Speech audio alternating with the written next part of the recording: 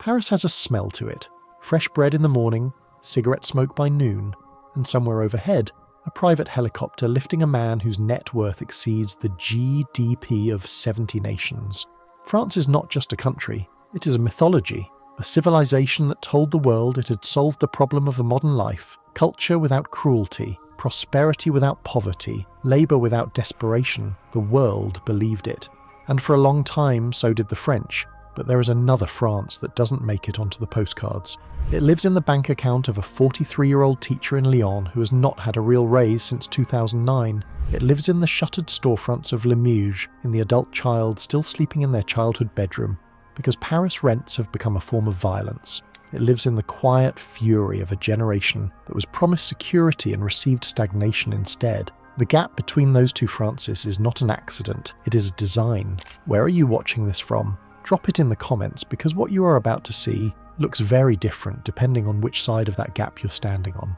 When most people think of French wealth, they think of LVMH. They think of Bernard Arnault, the man who sells desire to the world at a markup that would make a central banker blush. They think of Hermes handbags moving through duty-free airports, of Moet flowing at Cannes, of a country so synonymous with luxury that the brand itself has become the alibi. And that is precisely the problem. France is home to more luxury goods billionaires than almost any nation on earth. Its conglomerates do not just dominate European markets, they set the global standard for aspiration. And when a country produces that level of concentrated, visible wealth, it performs a quiet act of misdirection. The penthouse obscures the basement, the champagne drowns out the silence of the factory floor. The numbers tell a different story. French GDP per capita, adjusted for purchasing power, consistently trails the United States, Germany, and even the United Kingdom, despite France's outsized cultural footprint. The median French worker, not the average inflated by the ultra-rich, earns wages that have effectively flatlined for over a decade. But the headlines never lead with that. They lead with Arnold's ranking on the Forbes list. They lead with the newest Louis Vuitton collaboration. This is how a nation's economic decline gets laundered, not through lies exactly, but through the strategic amplification of its most photogenic exceptions. France has mastered the art of letting its wealthiest citizens become the face of a prosperity that most of its citizens will never actually touch. The illusion is not accidental, and it is not free. Here is a number that France does not advertise. The average French worker stops working for themselves and starts working for the state, somewhere around late July. That is not a metaphor. It is the mathematical consequence of one of the highest tax burdens in the developed world. France's total tax to GDP ratio hovers near the top of the OECD rankings, consistently above 55% when social contributions are fully counted. For salaried workers in the middle of the income distribution, the combined weight of income tax, social charges, and VAT on everyday consumption creates a fiscal environment unlike almost anything in the Anglophone world. You earn, you pay, you keep what remains, which is less than you think. The defenders of this system have an answer ready. You get universal healthcare, subsidised childcare, generous unemployment insurance, and a retirement pension. And they are not wrong. The French welfare state delivers real, tangible benefits that workers in the United States would find genuinely staggering. But here is what the defenders never fully address. Benefits are not the same as wealth. Receiving services is not the same as accumulating assets. A system that takes half your income and returns it in the form of state-administered services leaves you comfortable, perhaps, but it leaves you dependent.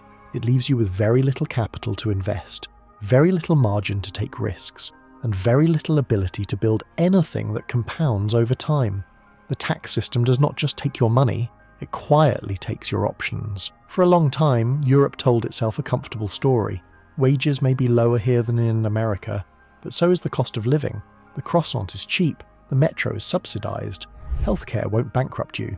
It was a reasonable bargain, and for most of the post-war era it held. Then came 2022, and the story stopped holding. Energy prices across Europe spiked to levels that forced ordinary households to choose between heating and eating.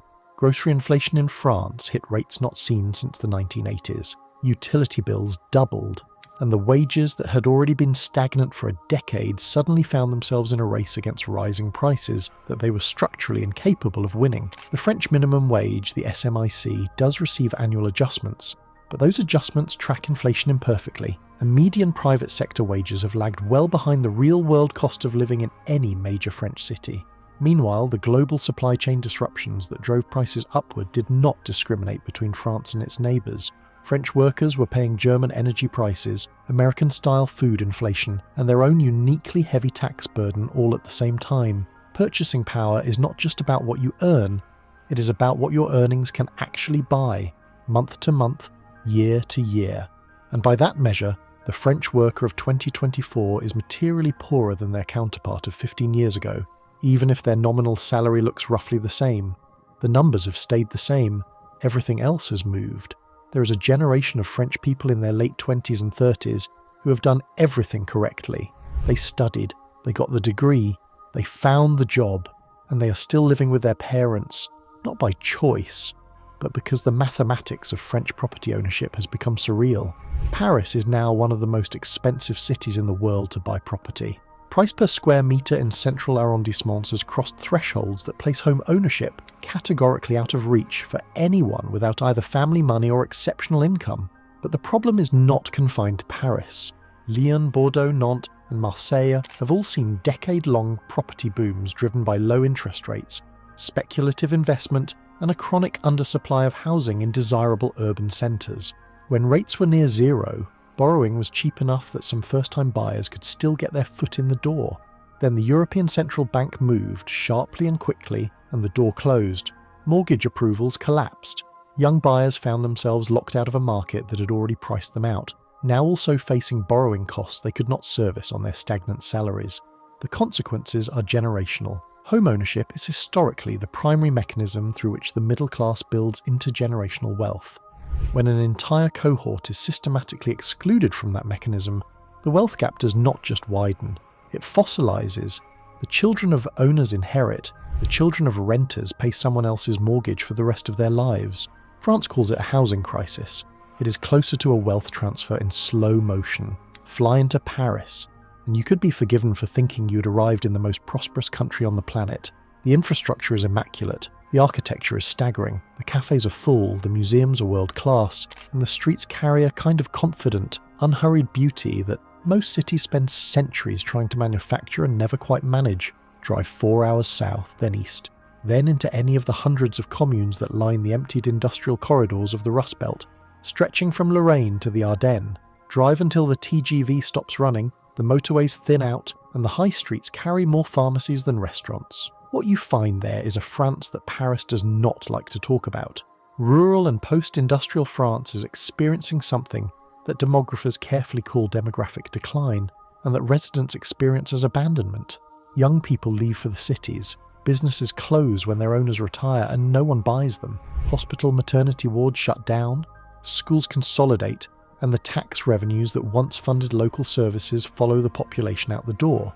The French state is paradoxically highly centralised in its governance and deeply unequal in its geography. Paris captures the talent, the investment, the infrastructure spending, and the political attention. The provinces capture the resentment. The Yellow Vest movement, which we will come to shortly, did not erupt in Paris. It erupted in the roundabouts and arterial roads of peripheral France, where people who drive 40 minutes to work learned that the government was raising fuel taxes to fund a green transition they could not afford to participate in.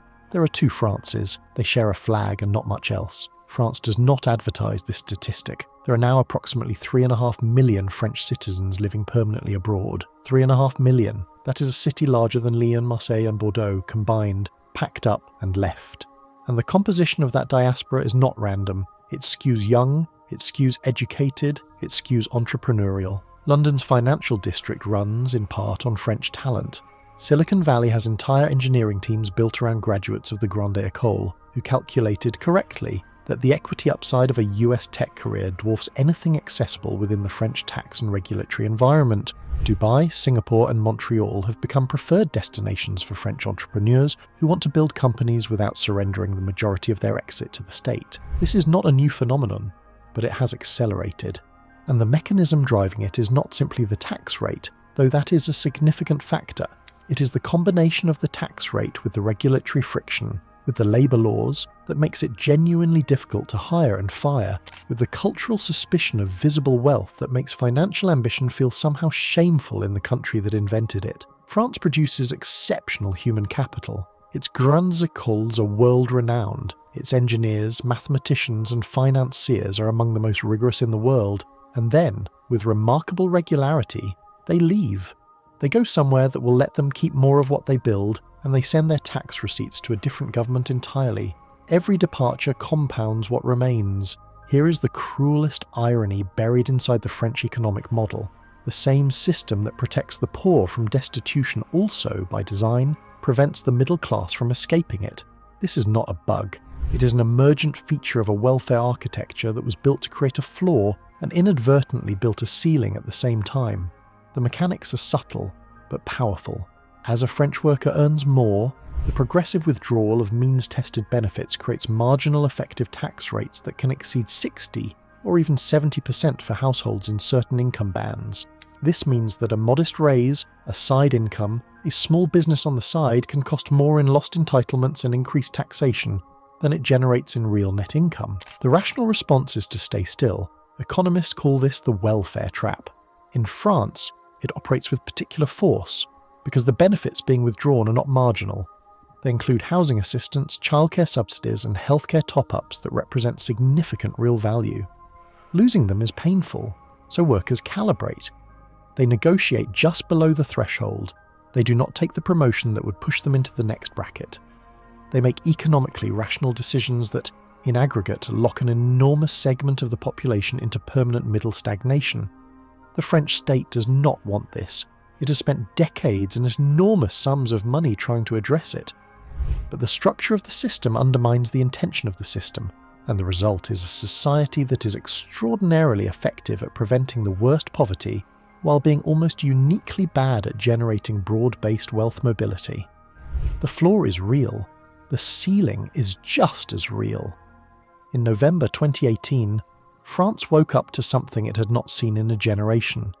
Ordinary people, not students, not unions, but truck drivers and nurses and electricians and supermarket workers had blockaded the roundabouts. They were wearing yellow vests, the high-visibility jackets that French law requires all drivers to keep in their cars, and they had moved from their cars to the streets, and they were not leaving.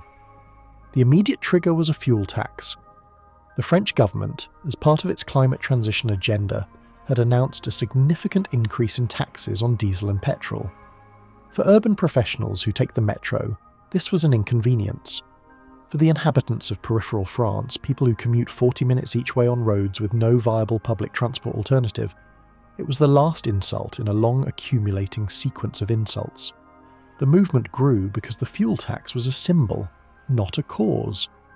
It crystallized a diffuse, long-building fury among people who felt that the French state had stopped noticing them, who felt that the energy transition was being designed by people who would never feel its costs and paid for by people who would never see its benefits, who felt in short that the two-tier economy described in everything we have covered so far had finally become too large to pretend away. The government eventually capitulated on the fuel tax, but it could not capitulate on the underlying conditions. Those conditions have not changed. They have deepened, and the roundabouts are still there, waiting. Here is what the story of France ultimately teaches us, and why it matters far beyond its borders. France is not a failed state. It is not Venezuela. It is not even in decline in the way that phrase usually implies, sudden, dramatic, obvious. What France represents is something more insidious and more instructive. The slow, comfortable, almost invisible erosion of a middle class that believed its institutions would protect it from the very forces those institutions were quietly generating. The French middle class was told a story. The story was that high taxes, generous services, and strong labour protections would deliver a dignified, stable, prosperous life. And for a period, in the post-war decades when the economy was growing fast enough to fund all of it, the story was mostly true. The problem is that the story continued to be told long after the economic conditions that made it viable had quietly changed. Wages stagnated, inflation returned, property became an asset class rather than a home. The young inherited their parents' ideology and could not afford their parents' house. The brain drain accelerated, the provinces emptied, and the luxury brands kept selling, and the GDP kept ticking upward, and the myth kept getting recycled on travel programs and think pieces about the French art of living. The silent collapse is not a collapse of infrastructure or institutions. It is a collapse of the economic promise at the centre of French identity. And if you are watching this from any Western country with a large state, high taxes and a proud welfare tradition, the question is not whether this could happen there. The question is how far along it already is.